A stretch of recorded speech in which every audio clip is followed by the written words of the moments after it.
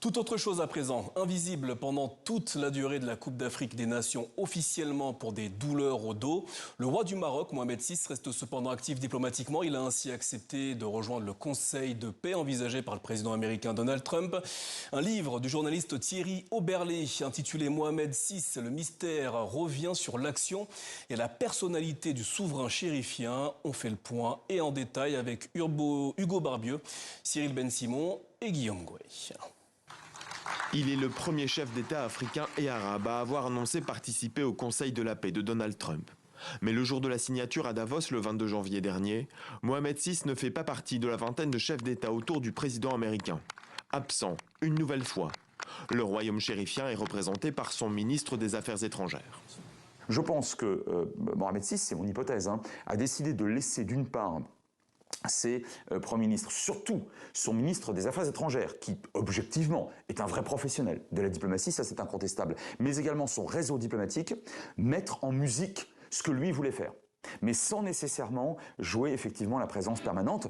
C'est le paradoxe marocain. Le roi est le plus souvent absent, en partie parce qu'il est malade selon plusieurs experts, mais son rôle n'en demeure pas moins évident, selon ce journaliste et auteur d'une biographie sur Mohamed VI. Oui, il traite en bilatéral, c'est ce qu'il a fait avec sa diplomatie et l'administration américaine pour la reconnaissance du Sahara. C'est ce qu'il a fait avec les Espagnols et c'est ce qu'il a fait aussi avec les Français.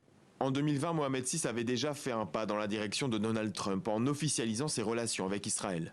Une signature, encore une, qui permettait au Maroc de s'assurer du soutien américain sur le Sahara occidental. C'est la diplomatie transactionnelle chère à Donald Trump. Il y a toujours chez le roi soit un côté intuitif ou un côté opportuniste qui fait qu'il s'est mis très tôt dans le sillage de Trump. Le Maroc a rejoint les accords d'Abraham. En échange, il a obtenu la reconnaissance de la marocanité du Sahara et ça a enclenché tout un processus mondial qui joue en faveur de Mohamed VI et de ses desseins dans le Sud. Marchandage ou coup de maître diplomatique. Au fil des années, le Maroc aurait également réussi à tirer profit de l'instabilité politique de la région.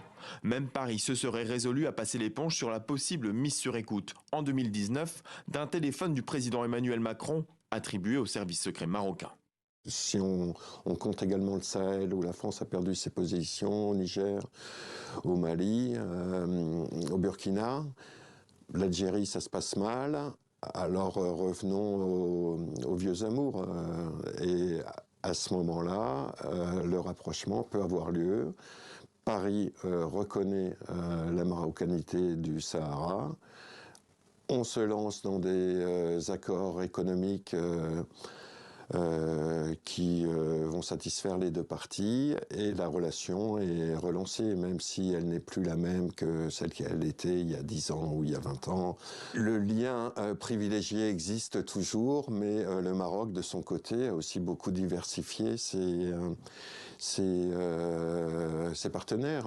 Il y a Paris, bien sûr, mais il y en a d'autres. Ils peuvent être chinois, ils peuvent être espagnols, ils peuvent être américains.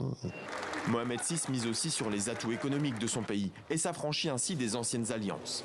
Là encore, le parallèle avec les États-Unis existe pour déployer ses principales entreprises sur le continent africain, en particulier en Afrique de l'Ouest, et développer des projets comme le gazoduc Nigeria-Maroc.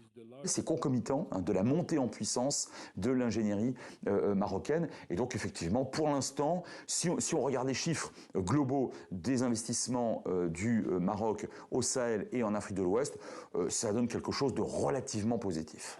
Point important de cet intérêt relativement nouveau pour ses voisins du Sud, le royaume chérifien a aussi fait son retour sur le continent africain en réintégrant l'Union africaine en 2017, avec toujours cette volonté de rallier les États à sa position sur le Sahara occidental. Le Maroc est devenu une puissance qui a une profondeur stratégique maintenant. Elle n'avait pas 62, c'est clair. Et souvent, elle a occupé des places qui ont été abandonnées, parfois pour des raisons purement de rentabilité par les entreprises françaises. En plus de 25 ans de règne, Mohamed VI aura su élargir les perspectives diplomatiques de son pays en profitant de la nouvelle donne mondiale et du soutien en particulier des États-Unis.